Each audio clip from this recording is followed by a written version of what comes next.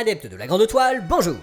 Pour finir l'année en beauté, on va tenter de relever un bon gros défi des familles, à savoir essayer de vous apprendre 2 ou 3 trucs sur un des films les plus vus, les plus aimés et les plus commentés de l'histoire du cinéma. Un film qui a ému aux larmes la planète entière depuis sa sortie en 1982, mais qui semble avoir été conçu en priorité pour une catégorie très précise de la population. Alors enfourchez vos BMX et préparez vos mouchoirs, parce qu'on va causer de E.T. l'extraterrestre.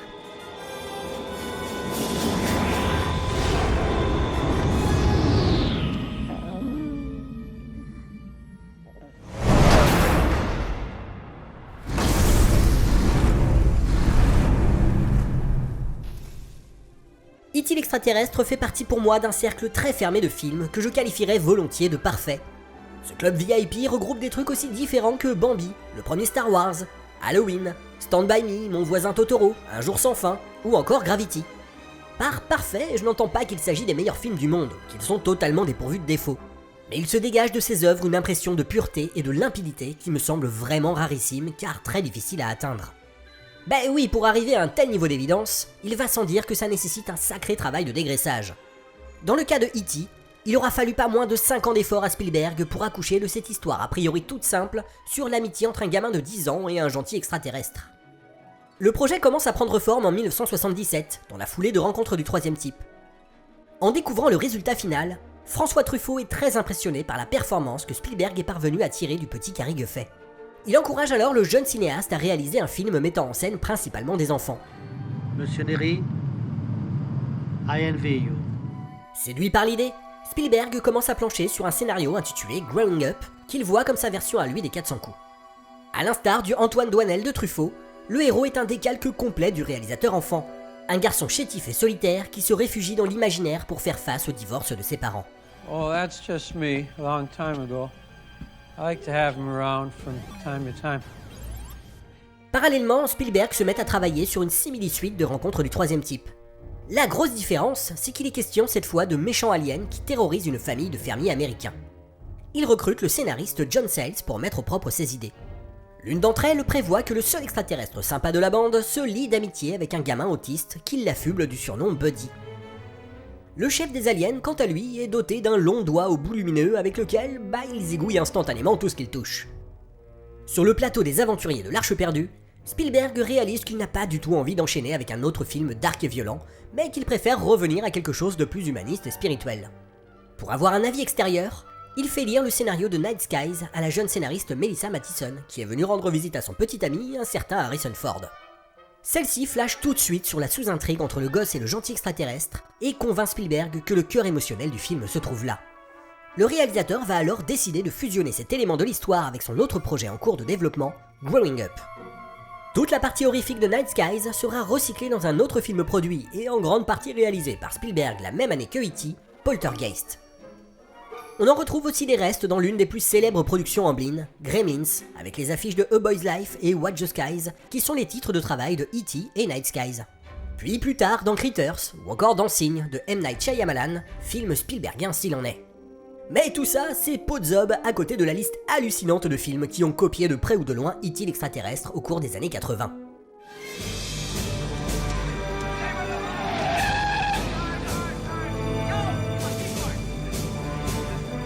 Si le film de Steven Spielberg a fait autant d'émules, c'est parce qu'il a cartonné au box-office dans des proportions qu'on ne mesure pas forcément très bien 36 ans après. Si l'on prend en compte l'inflation du dollar, sachez donc que E.T. l'extraterrestre est le 4e plus gros succès de l'histoire sur le territoire nord-américain, juste après Autant en emporte le vent, le premier Star Wars et La Mélodie du bonheur. À l'échelle mondiale, il se positionne à la 6e place derrière les mêmes titres, plus Titanic et Avatar. Et oui, les réveils de la Force et autres Avengers Infinity War peuvent donc aller se rhabiller. D'autant plus que E.T., contrairement à eux, n'a pas coûté des fortunes. Un peu plus de 10 millions de dollars de l'époque, soit à peine 30 millions de dollars actuels. Le film a donc rapporté sur sa seule exploitation en salle à peu près 70 fois sa mise. Pour vous donner une autre idée de l'ampleur du phénomène, la Columbia, la première major en lice pour produire E.T., avait gentiment passé son tour parce que son visionnaire de patron n'y voyait qu'une espèce de niaiserie à la Walt Disney. Le studio a donc revendu le projet à Universal en échange d'1 million de dollars et de 5% des profits nets. Pas des recettes, des profits. Malgré ce pourcentage maigrichon, E.T. a quand même été le film le plus rentable pour la Columbia en cette année 1982. Bref, E.T. l'extraterrestre est un succès hors norme, le genre qu'on ne rencontre qu'une fois par décennie. Du coup, moi la question qui me vient tout de suite en tête, c'est pourquoi ? Qu'est-ce qui fait que des millions de gens à travers le monde sont allés voir le film en salle, puis ont eu envie de le revoir, et de le re-revoir, et de le montrer dès que possible à leurs rejetons ? Une des raisons qu'on a données à l'époque, c'est que Spielberg s'est placé dans le créneau film pour enfants, qui a longtemps été l'apanage du seul Walt Disney. Le truc, c'est qu'au début des années 80, avant la reprise en main par le trio Michael Eisner, Frank Wells et Jeffrey Katzenberg, le studio aux grandes oreilles n'est plus que l'ombre de lui-même. Jetez donc un coup d'œil aux titres qui sont sortis sous la bannière Disney entre 1980 et 1982. Ah, c'est sûr que ça fait pas rêver. Et même du côté des dessins animés, c'est la grosse loose. On est en plein dans la période Rox et Rookie, Taram et le Chaudron Magique, où la firme envisage carrément de fermer le département animation qui a fait sa gloire. C'est donc pas étonnant que les gens se soient jetés sur le film de Spielberg comme des junkies en manque sur un fixe d'héroïne. Après, ce seul argument ne suffit pas à expliquer l'aura quasi intacte que E.T. garde encore aujourd'hui. Si son succès n'avait été que conjoncturel, il ne continuerait pas de se transmettre de génération en génération comme un objet de famille. Et il ne figurerait sûrement pas en seconde position des 50 films à voir avant ses 14 ans, établis en 2005 par le British Film Institute. Pour certains, cette pérennité de E.T. dans le temps est due en grande partie au fait que le film signe l'acte de naissance du style Amblin, qui reste un des trucs les plus emblématiques des années 80. Plus que n'importe quel autre, cette décennie continue de susciter une profonde nostalgie, à la fois chez ceux qui l'ont connu et ceux qui n'étaient même pas encore nés. Il n'y a qu'à voir l'énorme buzz autour de la série Stranger Things qui ne fonctionne que là-dessus, et qui est principalement regardée par les millénials. Mais est-ce qu'on peut vraiment résumer E.T. l'extraterrestre à ça ? Une espèce de capsule temporelle destinée à découvrir ou se rappeler à quoi ressemblaient les années 80. And this is Lando Calrissian. See? And this is Boba Fett. Perso, j'ai tendance à penser que si le film est resté un classique absolu du cinéma pour enfants, c'est pour des raisons plus profondes, plus intimes et plus universelles. La première d'entre elles, c'est que E.T. parle merveilleusement bien à la fois des enfants et aux enfants. J'imagine que vous l'avez déjà remarqué, mais les personnages de gamins réalistes dans le cinéma grand public américain, bah y en a pas des masses. I made my family disappear. Et je vous cause même pas du cinéma français. Madame Michel, elle me fait penser à un petit hérisson. À l'extérieur, elle est bardée de piquants. Une vraie forteresse. Mais moi j'ai l'impression qu'à l'intérieur, elle est aussi raffinée que ces petites bêtes faussement indolentes, farouchement solitaires et terriblement élégantes. Pour moi, Elliot, Gertie, Michael et tous leurs copains de E.T. font partie des rares réussites. Prenez le héros. Ok, globalement c'est un gentil garçon, mais à l'occasion, il peut se montrer désobéissant. If you ever see it again, whatever it is, don't touch it, just call me and we'll have somebody come and take it away. Irritable, It was nothing like that, penis breath! Elliot! insensible, cruel, Damn it, why don't you grow up? Think how other people feel for a change. manipulateur. Et contrairement au branleur de Maman j'ai raté l'avion, il est profondément affecté par la dissolution de sa famille. Bref, il se comporte comme un gosse normal, quoi. Dans le même genre, je trouve que le personnage de la mère sonne aussi très juste. Le portrait que nous dresse le film est celui pas du tout idéalisé d'une mère célibataire débordée par ses responsabilités, peinant vraiment à se faire obéir, et parfois à la limite de l'inconscience. Mommy, he can talk! Of course he can talk. I'll be right back in 10 minutes. Stay there. Mais ce soin apporté à la caractérisation des personnages n'aurait probablement pas eu le même impact sur les spectateurs si Spielberg n'avait pas sublimé le tout derrière. Le monde entier a salué la performance des jeunes comédiens du film, résultat d'un long travail de casting, Okay, kid, you got the job. mais aussi de l'astucieuse méthode de travail du réalisateur sur le plateau. Spielberg en effet a choisi de se passer complètement de storyboard, une première pour lui, mais aussi de tourner toutes les scènes dans l'ordre afin d'obtenir de ses interprètes un maximum de spontanéité. Les images du tournage le montrent toujours accroupi ou agenouillé pour discuter avec Henry Thomas ou Drew Barrymore, leur donnant ainsi le sentiment de parler d'égal à égal. De façon générale, le film entier semble être littéralement filmé avec les yeux d'un enfant. Regardez comme tous les adultes, à une exception près, sont cadrés jusqu'à la fin du deuxième acte. Qu'il fasse jour, qu'il fasse nuit, qu'ils soient proches des héros ou à des dizaines de mètres, le cinéaste se débrouille toujours pour cacher leur visage. Même Harrison Ford, devenu une superstar grâce au précédent film de Spielberg, n'échappe pas à ce traitement dans cette célèbre scène coupée où il joue le proviseur d'Elliot. Très souvent, leur tête est évacuée du champ par le haut, comme dans un bon vieil épisode de Tom et Jerry, ce qui implique que la caméra est placée à hauteur d'enfant.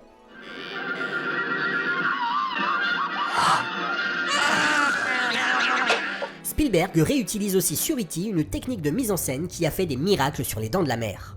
Il s'agit d'une variation visuelle de la figure de style littéraire appelée synecdote, qui consiste à désigner un tout par l'une de ses parties. Par exemple l'expression de chère tête blonde pour signifier les enfants. Dans Jaws, le requin de 7 mètres, 3 tonnes bien pesé, reste invisible à l'image pendant une bonne partie du film. Tout au plus distingue-t-on un aileron ou un bout de sa gueule. Spielberg insiste surtout sur les signes de sa présence, comme les objets qu'il entraîne dans son sillage ou les corps qu'il malmène. Sans oublier le célèbre thème de John Williams qui retentit à chaque fois que la bestiole rapplique. Dans E.T., le réalisateur fait la même chose, mais avec un personnage humain cette fois, à savoir le scientifique joué par Peter Coyote. On notera que l'objet qui le caractérise et lui tient même lieu de nom est situé à peu de choses près au niveau des yeux d'un enfant.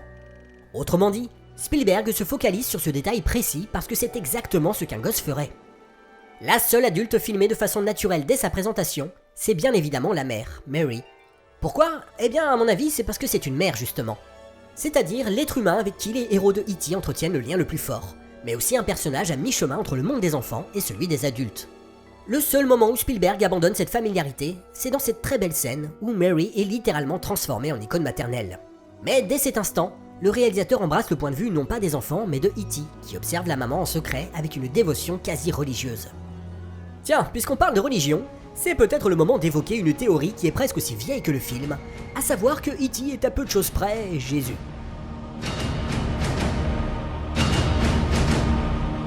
Bon, j'en vois 2 ou 3 qui rigolent là, mais je vous assure qu'il y a quelques arguments assez solides derrière. Déjà, visuellement, le cœur rougeoyant de E.T. évoque clairement la tradition picturale liée au concept de Sacré-Cœur, inspiré de l'évangile selon saint Jean. Comme Jésus, E.T. accomplit toutes sortes de miracles. Il guérit les malades et les blessés par imposition des mains. Il ramène les morts à la vie. Lui-même finit par rendre son dernier souffle, mais c'est pour mieux pouvoir ressusciter et s'élever dans le ciel sous le regard ému de ses disciples, qui vont alors pouvoir répandre la bonne parole. Well, can't he just beam up? This is reality, Greg. Cette dimension biblique du film n'a pas échappé au département marketing de Universal, qui, pour créer l'affiche, s'est méchamment inspiré de la création d'Adam, la plus célèbre des 9 fresques peintes par Michel-Ange sur le plafond de la chapelle Sixtine. Et il n'est pas interdit de penser que tout ceci a pu jouer un rôle non négligeable dans le succès ahurissant du film. Mais Spielberg, lui, il en dit quoi ? Eh bien, figurez-vous que ça le fait plutôt rigoler. Si j'allais voir ma mère pour lui dire « Eh maman, j'ai fait un film qui est une parabole chrétienne », que pensez-vous qu'elle répondrait ? Elle tient un restaurant cachère sur Pico et Doheny à Los Angeles. Bon, après, on a fait un épisode entier l'an dernier pour dire que Spielberg n'était pas forcément le mec le plus doué pour analyser ses propres films. Et puis, il ne faut pas oublier qu'il a déjà donné dans des variations autour de la Bible. Bah oui, Rencontre du troisième type commence littéralement de la même manière que le livre de la Genèse. Et Dieu dit que la lumière soit... Et la lumière fut. Le contact avec les extraterrestres se fait au sommet d'une montagne, qui fait écho au mont Sinaï, où Dieu scelle l'alliance avec le peuple d'Israël en remettant à Moïse les tables de la loi. Un écho rendu d'autant plus limpide par la présence d'un extrait des 10 commandements de Cecil B. DeMille au début du film.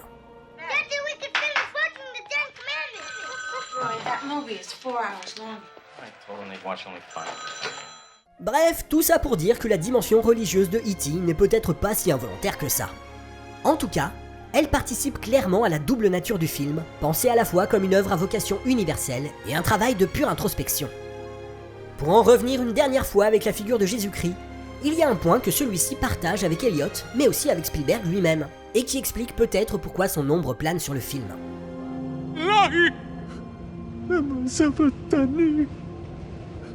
Et oui, tous les trois ont, à un moment donné de leur vie, souffert de l'absence du père. Et pour moi, s'il y a un thème qui sous-tend E.T. l'extraterrestre, eh bien c'est celui-là. Depuis 50 ans qu'il fait du cinéma, tout le monde ou presque est au courant que les parents de Spielberg ont divorcé dans sa jeunesse, et que cet événement a eu un impact décisif sur ses films, remplis à craquer de familles séparées. Par contre, moi j'ai dû attendre l'an dernier et la diffusion sur HBO du documentaire Spielberg pour découvrir les détails du fameux divorce. I didn't know any of the details. I didn't know why they were splitting up. I fell in love with somebody else. You know, my dad and my stepfather were best friends. My mom married Dad's best friend. You look at the big picture, that's shit. That's really bad. Steve really thought my dad left us. I never told my dad I was mad at him. We never had angry words, but there was an estrangement that I created, not from my dad. He was seeking a relationship with me. I just went off and got lost in my work. Dans le même documentaire, Spielberg admet qu'une scène de rencontre du troisième type est la reconstitution d'un événement qui s'est réellement passé au sein du foyer familial suite à l'annonce du divorce.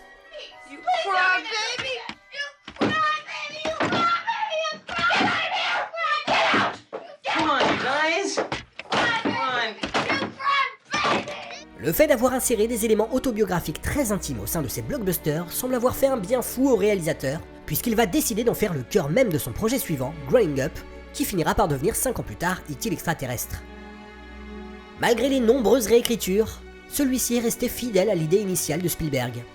Plusieurs scènes sont directement inspirées des souvenirs de jeunesse du réalisateur, comme celle-ci, ou celle-là. Le grand frère qui passe du statut de tortionnaire à celui de protecteur au cours du film est également un reflet du changement d'attitude de Spielberg avec ses deux sœurs suite au départ de leur père. Le décor de banlieue américaine est celui dans lequel le cinéaste a grandi. Mais surtout, peu de temps avant le début du récit, la famille d'Elliot a connu un bouleversement majeur. Maybe you ought to call your father and tell him about it. I can't. He's in Mexico with Sally. La familiarité avec laquelle les enfants parlent de la nouvelle copine de leur père laisse entendre qu'ils la connaissent personnellement, comme si c'était une amie de la famille. Voilà qui n'est pas sans rappeler ce qui s'est passé chez les Spielberg 20 ans plus tôt. Mais pour moi, ce qui fait vraiment tout le prix de E.T. l'extraterrestre, c'est la sublime métaphore qui se cache derrière le personnage titre, une des plus belles de l'histoire du cinéma. Si je vous demande ce que représente E.T. pour vous, il y a de fortes chances que vous me répondiez qu'il s'agit d'un double d'Elliot. Et je suis plutôt d'accord avec ça. Après tout, ce sont tous les deux des êtres aliénés, à qui leur maison manque terriblement. Dans le cas d'Elliot, il s'agit de sa famille au complet. Dès leur rencontre, un lien très fort se crée qui donne très vite l'impression qu'ils ne forment qu'une seule et même personne. Quand Elliot est fatigué, E.T. l'est aussi. Quand E.T. se bourre la gueule, Elliot en profite également. Et puis, le nom E.T., ce n'est pas seulement le diminutif d'extraterrestre. J'aurais quand même une autre interprétation à vous proposer. Et si E.T. symbolisait en fait le père absent, au même titre que tous ces personnages masculins sans visage qui peuplent le film. Regardez toutes ces scènes qui jouent sur le mimétisme entre Elliot et son ami. Ça ne vous rappelle pas d'autres films de Spielberg ?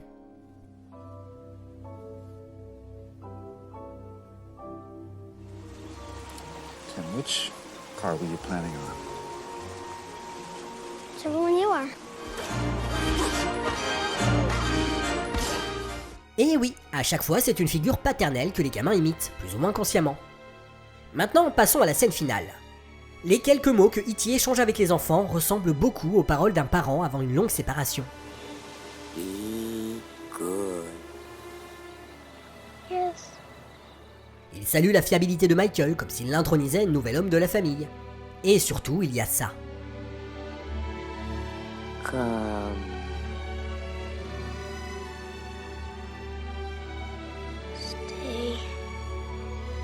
Comment mieux résumer les pensées qui animent un père et son enfant quand le premier doit quitter le domicile familial suite à un divorce ? Des pensées que tous deux savent impossibles à mettre en pratique. Certains d'entre vous se souviennent peut-être qu'il y a 20 ans, au moment de la sortie en salle d'Il faut sauver le soldat Ryan, des cellules psychologiques avaient été mises en place aux États-Unis à l'intention des vétérans de la Seconde Guerre mondiale. Le réalisme inédit des scènes de bataille avait fait ressurgir chez bon nombre d'anciens soldats des sensations enfouies depuis plus d'un demi-siècle. Et bien 16 ans plus tôt, il aurait très bien pu se passer la même chose avec E.T. l'extraterrestre, mais avec des enfants de parents divorcés, à la place de vieux monsieur traumatisés par la guerre. A mon avis, dans les deux cas, c'est très exactement le but recherché par Steven Spielberg.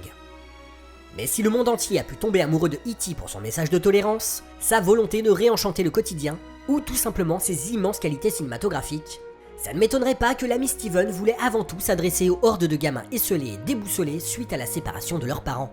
Des gamins comme Elliot, des gamins comme lui. Spontanément, la plupart des gens auraient tendance à décrire E.T. comme l'histoire d'un petit garçon qui aide un gentil extraterrestre à rentrer chez lui. Mais est-ce que ce ne serait pas plutôt le contraire en fait ? Et si le vrai sujet du film n'était pas plutôt le sauvetage d'Elliot par E.T. ? D'ailleurs à ce propos, est-ce que vous vous êtes déjà demandé pourquoi E.T. dépérissait progressivement tout au long de l'acte 2 du film ? Est-ce qu'il ne supporte pas l'atmosphère terrestre sur le long terme ? Ou bien peut-être a-t-il chopé un virus comme les aliens de la guerre des mondes ? Malgré le charabia médico-technique qu'on entend tout au long de l'éprouvante scène de l'agonie, Doppler scope in here and set me up for a 2D cardiac echo. Skin is cool and diaphoretic. Consider all shock etiologies. Not perfusing at all. He needs inotropic support. Personne ne semble capable d'expliquer ou de renverser le phénomène. Du coup, une théorie envisageable, c'est qu'en fait, E.T. meurt à petit feu à cause du lien qu'il a tissé avec Elliot. Paradoxalement, ce lien empathique est si profond qu'il provoque une déchirure entre les deux personnages. E.T. souhaite rentrer chez lui, mais Elliot ne veut pas revivre une telle séparation, et le lien qui les unit devient toxique pour les deux personnages. E.T., stay with me. Please stay together. La mort de E.T. force Elliot à accepter l'idée qu'il doit le quitter pour toujours. They're separating. Yes, Boy definitely and creature are separated. separating. What does that mean? The boy's coming back. We're losing E.T. Mais sa résurrection lui offre l'opportunité de formuler des mots d'une extrême importance, des mots qu'il n'a pas eu l'occasion de prononcer devant son père. I love you.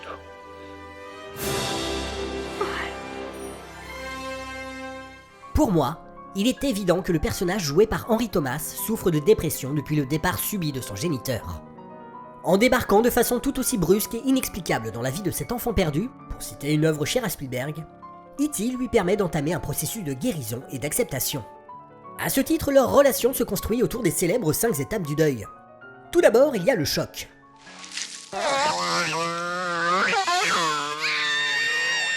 Ici, c'est bien évidemment la première rencontre brutale entre Elliot et E.T. Puis, face au scepticisme de sa famille, Elliot se laisse aller à la colère, symbolisée ici par un nuage de vapeur. Vient ensuite l'étape du marchandage. You could be happy here. I could take care of you. I wouldn't let anybody hurt you.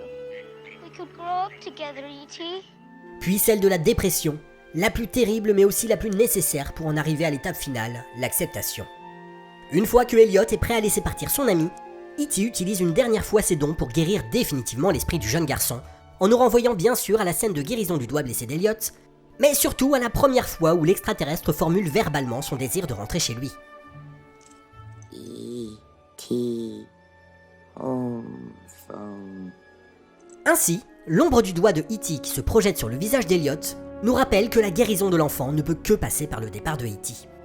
Enfin, tandis que le vaisseau de E.T. dessine dans la nuit un arc-en-ciel hautement symbolique, Spielberg conclut naturellement son film sur l'image d'un enfant apaisé, serein, et j'imagine prêt désormais à passer un coup de fil à son père. Eh ben oui, tous ces E.T. téléphone maison. E.T. phone home, E.T. phone home. C'est pas juste une super catchphrase, c'est aussi l'ultime conseil donné à Elliot. Pour résumer, au contact de E.T., le jeune garçon vit donc une expérience cathartique qui le guérit émotionnellement du traumatisme causé par le départ de son père. Et c'est à mon humble avis ce que Spielberg tente également de faire par le biais de la fiction et de la métaphore auprès des jeunes spectateurs qui ont connu le même drame qu'Elliot. Ce qui fait par conséquent de E.T. l'extraterrestre un film méta. Oui bon, je sais qu'on vous a déjà fait le coup avec Jurassic Park et le Temple Maudit, mais hey, jamais 203 hein. Et récemment, un autre film a défendu cette idée que les histoires pouvaient être dotées d'un pouvoir curateur. Je veux bien sûr parler de Quelques minutes après minuit de Juan Antonio Bayona. Là aussi, une créature magique apparaît brusquement dans la vie d'un enfant, à un moment particulièrement difficile pour lui. Là aussi, elle extirpe du garçon une vérité douloureuse et lui apprend l'inéluctabilité de certaines choses. Tell me, Connor. Tell me the truth. It'll kill me if I do! It will kill you if you do not. Ce qui lui permet in fine d'apaiser sa conscience et de commencer à envisager l'avenir. Enfin, là aussi, une grosse partie de la critique a hurlé au chantage aux émotions, oubliant que les larmes que le film cherche à faire couler ne sont pas des larmes de complaisance, mais de guérison. Spielberg, lui, ne s'y est pas trompé et a choisi de confier au Wonderboy espagnol la réalisation de Jurassic World 2 Fallen Kingdom. À ce titre, si le dernier plan du film n'est pas un hommage géant à E.T., ben je sais pas ce que c'est. Pendant l'été 1982, alors que E.T. l'extraterrestre s'imposait comme le plus grand succès depuis Star Wars, Spielberg et sa scénariste Melissa Mathison se sont lancés dans un projet de suite baptisé Nocturnal Fears. Si vous êtes curieux, le traitement de 9 pages est facilement trouvable sur le net, mais je vous préviens, c'est juste abominable.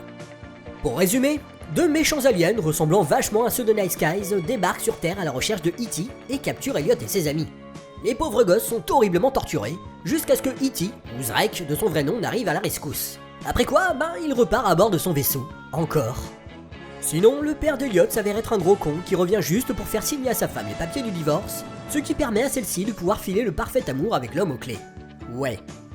Spielberg a compris assez vite que donner une suite à E.T., eh bien c'était...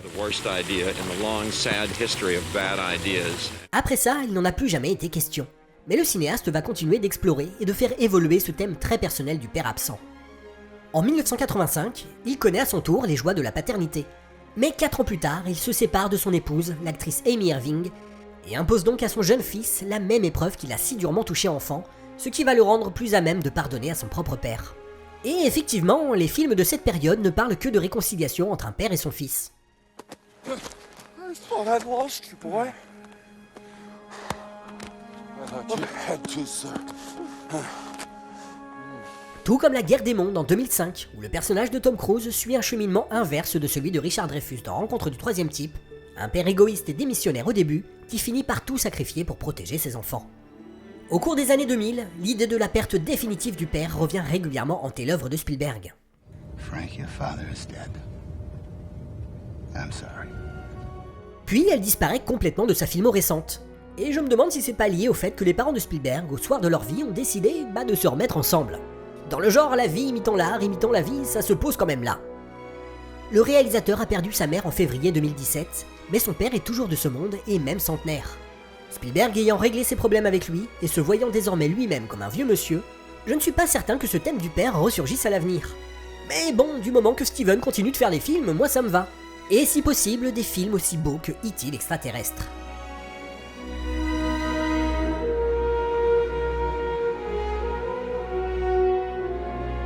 Voilà, j'espère que cette nouvelle séance de psychanalyse de Tonton Spielberg vous a plu. Si vous voulez nous laisser des commentaires, vous avez l'embarras du choix entre YouTube, Facebook ou Twitter. Et si vous ne savez pas quoi faire de votre argent de poche, sachez qu'on est aussi sur Tipeee. Et d'ailleurs, on remercie chaleureusement tous ceux qui ont généreusement contribué. Sur ce, je vous dis bonne fête, bonne année et à la prochaine fois.